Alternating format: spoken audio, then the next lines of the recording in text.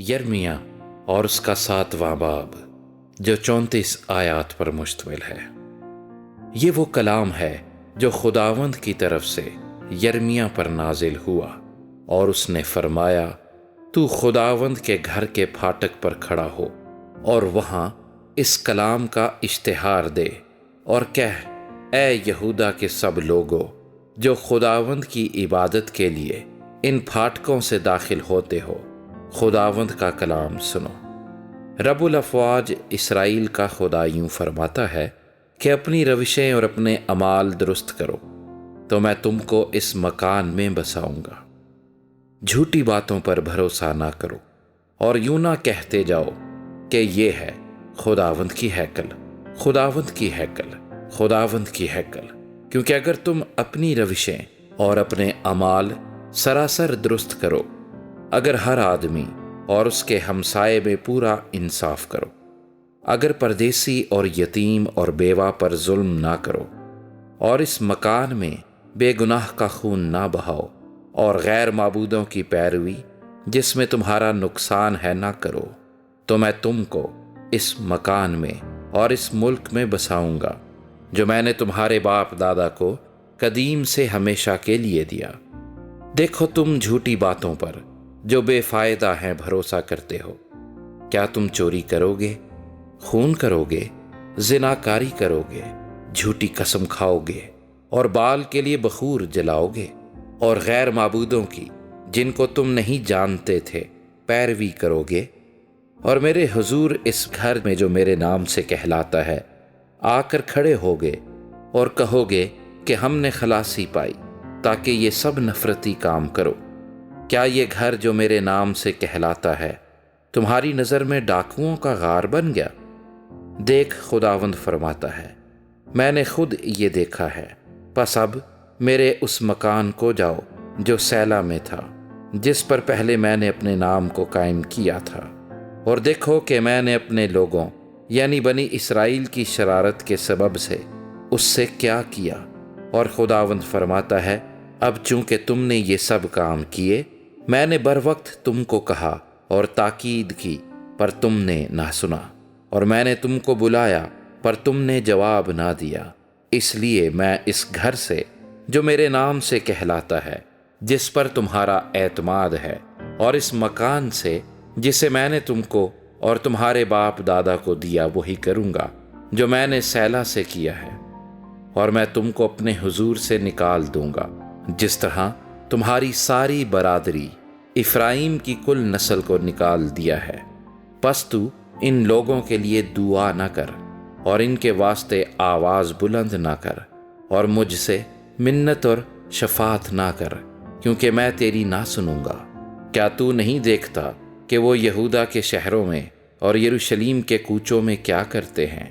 بچے لکڑی جمع کرتے ہیں، اور باپ آگ سلگاتے ہیں، اور عورتیں آٹا گوندھتی ہیں، تاکہ آسمان کی ملکہ کے لیے روٹیاں پکائیں، اور غیر معبودوں کے لیے تپاون تپا کر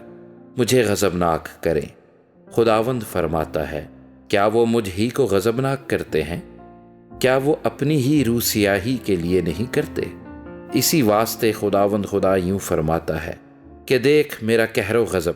اس مکان پر اور انسان اور حیوان اور میدان کے درختوں پر اور زمین کی پیداوار پر انڈیل دیا جائے گا، اور وہ بھڑکے گا اور بجھے گا نہیں۔ رب الافواج اسرائیل کا خدا یوں فرماتا ہے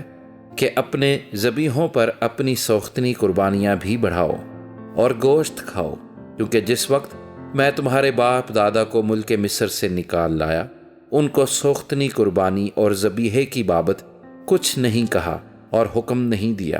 بلکہ میں نے ان کو یہ حکم دیا اور فرمایا کہ میری آواز کے شنوا ہو، اور میں تمہارا خدا ہوں گا اور تم میرے لوگ ہوگے، اور جس راہ کی میں تم کو ہدایت کروں اس پر چلو تاکہ تمہارا بھلا ہو۔ لیکن انہوں نے نہ سنا نہ کان لگایا، بلکہ اپنی مصلحتوں اور اپنے برے دل کی سختی پر چلے اور برگشتہ ہوئے اور آگے نہ بڑھے۔ جب سے تمہارے باپ دادا ملک مصر سے نکل آئے اب تک میں نے تمہارے پاس اپنے سب خادموں یعنی نبیوں کو بھیجا، میں نے ان کو ہمیشہ بر وقت بھیجا، لیکن انہوں نے میری نہ سنی اور کان نہ لگایا، بلکہ اپنی گردن سخت کی۔